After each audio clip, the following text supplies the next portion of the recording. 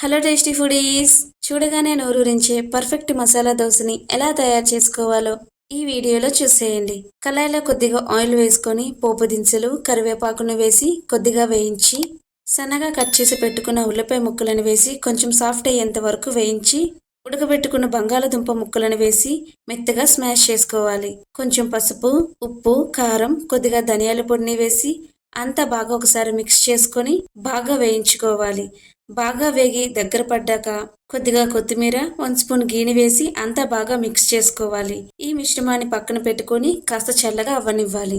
దోశ పెనం బాగా వేడి అయ్యాక కాస్త నీళ్ళను వేసి క్లాత్తో తుడిచి ఆనియన్తో ఒకసారి పెనం మీద రుద్ది దోశ బ్యాటర్తో దోశను వేసి కాస్త దోశ కాలాక కొంచెం గీ వేసుకొని ముందుగా చేసి పెట్టుకున్న బంగాళదుంప మిశ్రమాన్ని వేసుకొని కాసేపు దోశని కాలనిచ్చి తీసుకుంటే super hit masala dosa ready.